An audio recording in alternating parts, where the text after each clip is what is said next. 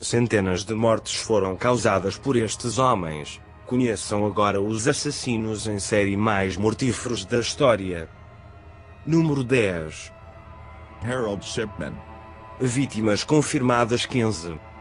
Harold Frederick Shipman, nascido a 14 de janeiro de 1946, foi um médico e assassino em série britânico, suspeito da morte de 250 pacientes entre a década de 70 e o final da década de 90. Conhecido como Dr. Morte, este inglês foi um dos assassinos em série mais prolíficos do mundo. Até os dias de hoje os seus motivos para justificar os assassinatos que cometeu são desconhecidos. Este pai de família assassinava os seus pacientes, especialmente os que estavam em estado terminal e aqueles que pareciam inoportunos.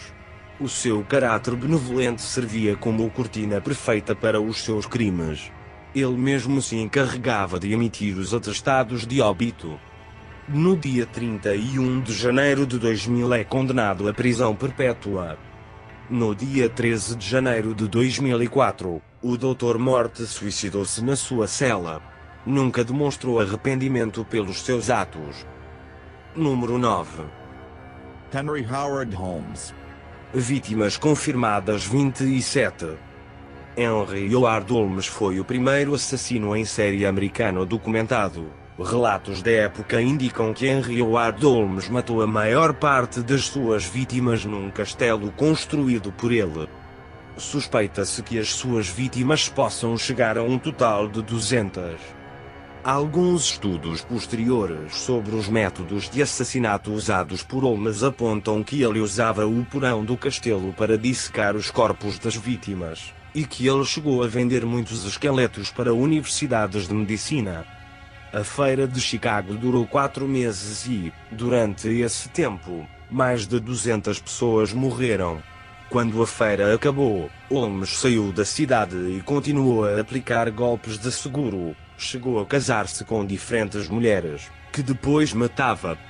Felizmente, o assassino foi capturado em Boston e os polícias chegaram ao Castelo dos Horrores, que ainda continha vestígios de crueldade, com corpos em decomposição e um cenário macabro. Holmes foi executado em 1896, e o castelo demolido. Hoje o local é uma agência de correios. Número 8. Yang Xinyai. Vítimas confirmadas 65. Yang Xinyai foi detido a 3 de novembro de 2003. Pouco depois de ser preso, confessou o assassinato de 65 pessoas, de 23 violações e 5 ataques que causaram sérias lesões. Quando chegava à noite entrava na casa das suas vítimas, e matava todos os que a ocupavam, usando para o efeito machados, martelos e pás. Chegou mesmo a matar famílias inteiras. Realizou 49 assassinatos, 17 violações e 5 ataques em Henan, 8 assassinatos e 3 violações em Hebei, 6 assassinatos e 2 violações em Anhui, e 2 assassinatos e 1 violação em Shandong. A polícia também encontrou o seu DNA em várias cenas do crime. Em 1 de fevereiro de 2004, Yang foi declarado culpado do assassinato de 67 pessoas e 23 violações e sentenciado à pena de morte. Foi executado a 14 de fevereiro de 2004 com um tiro na nuca. Número 7. Gary Ridgway. Vítimas confirmadas 71. Gary Leon Ridgway, de Salt Lake City, Utah, nascido a 18 de fevereiro de 1949, pai de família, casado 3 vezes, com filhos e emprego fixo, foi um assassino em série norte-americano, conhecido como Assassino do Rio Verde. Iniciou a sua vida criminosa em 1982. No mesmo ano a polícia recolheu a prova que iria condená-lo após 19 anos. Ele assassinou várias mulheres no estado de Washington durante os anos de 1980 e 1990. A polícia estimou que o número de assassinatos cometidos por ele estaria entre as 70 a 80 mortes. tornou-se o assassino em série a ter o maior número de crimes oficialmente acreditados ao seu prontuário nos Estados Unidos. Foi condenado por 48 assassinatos confessados por ele, sem possibilidade de liberdade condicional. Além disso, por alterar evidências, recebeu uma sentença adicional de 10 anos por cada uma das suas vítimas, ou seja, um bônus de mais 480 anos. Número 6. Pedro Rodrigo Filho. Vítimas confirmadas 71. Pedro Rodrigues Filho nasceu numa fazenda em Santa Rita do Sapucaí, sul de Minas Gerais, com o crânio ferido, resultado de pontapés que o seu pai desferiu na barriga da mãe durante uma briga. Conta que teve vontade de matar pela primeira vez aos 13 anos, durante uma briga com um primo mais velho, em que o empurrou para uma prensa de moer cana e por pouco este não morreu. Pedrinho Matador perseguia e matava outros criminosos, descarregando o seu instinto assassino naqueles que considerava maus. Matou pela primeira vez aos 14 anos, e hoje acumula mais de 100 homicídios, incluindo o do próprio pai numa cadeia da cidade, depois de este ter matado a sua mãe com 21 golpes de faca. A vingança do filho foi cruel, além de 22 facadas. Arrancou o coração do pai, mastigou uma parte e depois cuspiu-a. De entre as suas vítimas, cerca de 47 pessoas foram mortas dentro das prisões por onde passou. Ainda não respondeu por todos os crimes, mas já foi condenado a quase 400 anos de prisão, a maior pena de prisão aplicada no Brasil. Número 5. Daniel Barbosa. Vítimas confirmadas 71. A mãe de Daniel morreu quando ele era ainda criança, e o seu pai era autoritário e emocionalmente distante. Daniel Barbosa cresceu sofrendo os abusos da sua madrasta, que o castigava e o vestia como uma menina, fazendo-o passar por constrangimentos em frente dos seus amigos. Daniel Camargo Barbosa foi preso pela primeira vez em 1964, e condenado por abusar sexualmente de 10 mulheres. Depois de 8 anos na prisão foi libertado. A grande onda de crimes que o tornariam conhecido como El Sádico del Chanquito, aconteceu entre 1984 e 1986. Daniel Barbosa admitiu ser responsável pelo assassinato de 71 crianças e mulheres, mas as autoridades estimam que ele possa ter assassinado perto de 150 pessoas.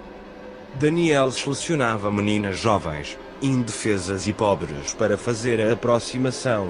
Fingia ser um estrangeiro que precisava encontrar um pastor protestante numa igreja distante do centro da cidade. Ele explicava que necessitava entregar uma grande quantidade de dinheiro, que mostrava como prova, e oferecia uma recompensa a quem pudesse ajudá-lo. Ninguém suspeitava de um homem mais velho ser acompanhado por meninas ou mulheres jovens que poderiam ser suas netas. Daniel, então, entrava na floresta, que dizia ser um atalho. Se as meninas suspeitassem e voltassem para trás, ele não evitava que fossem embora. Daniel violava as suas vítimas antes de estrangulá-las, algumas vezes esfaqueava-as quando resistiam. Depois de assassiná-las, deixava os seus corpos na floresta para serem levados por animais. Foi condenado em 1989 a 16 anos de prisão, pena máxima no sistema penal equatoriano. Daniel Barbosa foi morto na prisão em 1994 por Luís Mazacha Narvaez, primo de uma das suas vítimas. Número 4. Elizabeth Bathory. Vítimas confirmadas 80. Isabel foi acusada de torturar e matar 80 crianças, com a ajuda de 4 pessoas. Porém, os registros indicam que foram decapitadas 650 jovens donzelas a mando de Isabel. Isabel nunca foi julgada, porém os seus cúmplices foram condenados à morte, sendo a forma da execução determinada pelos seus papéis nas torturas. Janos foi decapitado e queimado. A Dorca, Helena e Arcesi foram-lhe cortados os próprios dedos e foram posteriormente atiradas para a fogueira ainda vivas. Apenas Catarina foi ilibada e a sua vida poupada, provavelmente devido a este se ter envolvido amorosamente com um dos juízes. Isabel foi condenada à prisão perpétua, em solitária. Foi encarcerada num dos aposentos do castelo de Castice, sem portas ou janelas.